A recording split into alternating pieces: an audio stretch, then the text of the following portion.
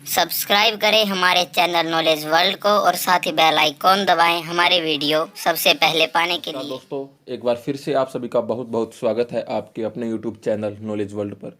दोस्तों, आज की इस वीडियो में हम बात करेंगे 20 लाख करोड़ के मेगा राहत पैकेज पार्ट 3 की, जिसके अंतर्गत माननीय वित्त मंत्री निर्मला सीतारमण जी ने किसान भाइयों के लिए, पशुपालन करने वालों के लिए और किसान भाइयों की आय बढ़ाने के लिए बड़ी घोषणाएं की हैं। दोस्तों, आज की इस वीडियो में आपको पूरी जानकारी दी जाएगी कि क्या बड़ी घोषणाएं की गई हैं माननीय वित्त मंत्री निर्मला सीतारमण जी द्वारा। तो दोस्तों, अगर आपने अभी तक हमारे चैनल को सब्सक्राइब नहीं किया है तो सब्सक्राइब कर लें और साथ ही बेल आइकन प्रेस करके नोटिफिकेशन ऑन कर लें, ताकि इस तरह की वीडियो सबसे पहले मिले आपको।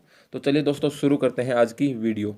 दोस्तों, स्क्रीन पर आपको जो न्यूज़ दिखाई दे रही है, ये भास्कर की न्यूज़ है, जिसमें कहा गया है राहत पैकेज का तीसरा ब्लूप्रिंट, कृषि इंफ्रास्ट्रक्चर के लिए 1 लाख करोड़ रुपए, किसानों की आय बढ़ाने, फसल का उचित मूल्य दिलवाने के लिए इंतजाम करेंगे, खेती और किसानी की सेहत सुधारने के लिए 4 बड़े ऐलान, 1 लाख करोड़ एग्रीकल्चरल इंफ्रास्ट्रक्चर के लिए, 14,000 करोड़ फूड और प्रोसेसिंग और हर्बल खेती के लिए, 10,000 करोड़ का फंड 2 लाख फूड प्रोसेसिंग इकाइयों के लिए, ई ट्रेडिंग की सुविधा ताकि किसान प्रोडक्ट आसानी से बेच सकें।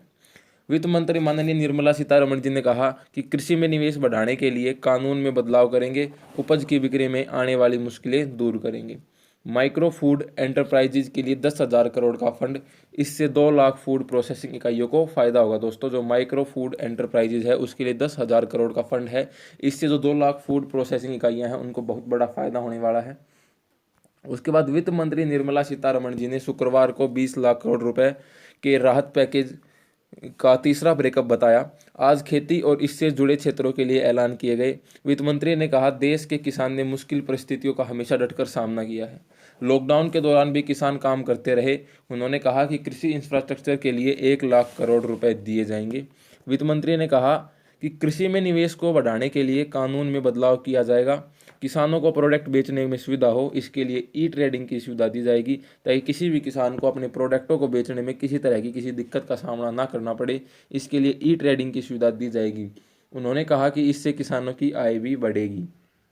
राहत पैकेज का तीसरा ब्रेकअप, सबसे जो पहली घोषणा की गई है वो कृषि इंफ्रास्ट्रक्चर को लेकर की गई है। वित्त मंत्री ने कहा, पिछले 2 महीने में हमने किसानों के लिए कई कदम उठाए।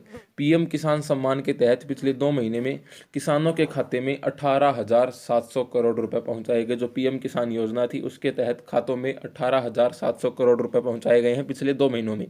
लॉकडाउन के दौरान 5600 लाख लीटर दूध कोऑपरेटिव संस्थानों ने खरीदा है। दूध उत्पादकों के हाथों में 4100 करोड़ रुपए की रकम पहुंची, यानी जो दूध उत्पादक थे, जो डेयरी को प्रोडक्ट्स को उनको बेचते थे, उनके हाथों में 4100 करोड़ रुपए की जो राशि है वो पहुंची।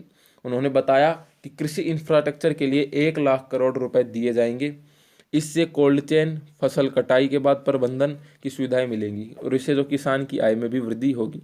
फूड प्रोसेसिंग को लेकर भी कुछ बड़ी जो घोषणाएं वो की गई हैं। माइक्रो एंड फूड इंटरप्राइजेज के लिए 10,000 करोड़ के फंड की स्कीम है। यह क्लस्टर बेस्ड होगी। इससे 2 लाख खाद्य प्रसंस्करण इकाइयों को लाभ मिलेगा। जो माइक्रो फूड इंटरप्राइजेज के लिए 10,000 करोड़ के फंड की स्कीम है, इसके तहत 2 लाख खाद्य प्रसंस्करण इकाइयों को फायदा मिलेगा। लोगों को रोजगार मिलेंगे, जो बेरोजगारी है वो खत्म होगी और आय के जो साधन है वो बढ़ेंगे। उसके बाद जो आगे बड़ी घोषणा की गई वो फिशरीज को लेकर की गई है, जो मछली पालन करते हैं उनके लिए। मत्स्य संपदा योजना की घोषणा की गई थी, घोषणा बजट के दौरान की गई थी पहले भी।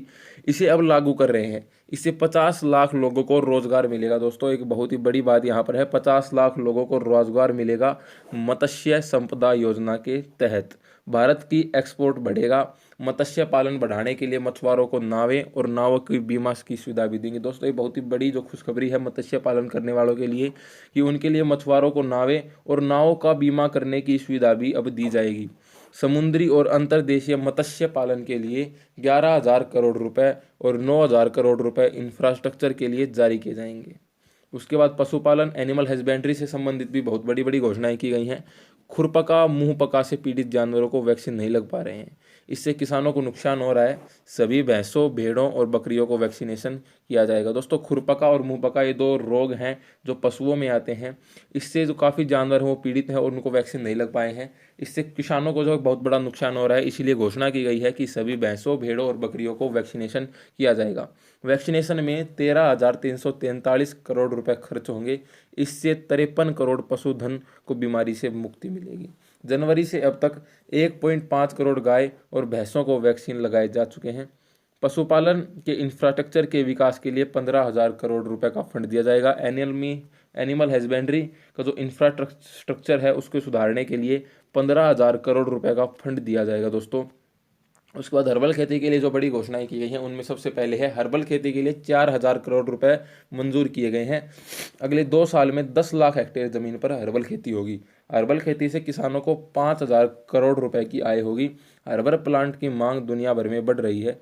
कोविड-19 के समय हमारे हर्बल प्लांट बहुत काम आए हैं। दोस्तों माननीय निर्मला सीतारमण जी ने कहा है कि कोविड-19 के समय हमारे हर्बल प्लांट बहुत ही काम आए हैं। जो हर्बल खेती से किसानों को 5,000 करोड़ की आय होगी।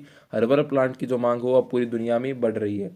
मधुमक्खी पालन को लेकर जो घोषणाएं की गई हैं, 2 लाख मधुमक्खी पालकों के लिए 500 करोड़ रुपए की योजना है। दोस्तों 2 लाख जो मधुमक्खी का पालन करने वाले हैं उनके लिए 500 करोड़ की बड़ी योजना है। उससे उनकी आय बढ़ेगी और जो लोग हैं जो शहद खरीदते हैं उनको अच्छा शहद मिल पाएगा। उसके बाद ऑपरेशन ग्रीन के तहत टीओपी यानी टमाटर, आलू, प्याज योजना में बाकी सब्जियों को भी लाया गया।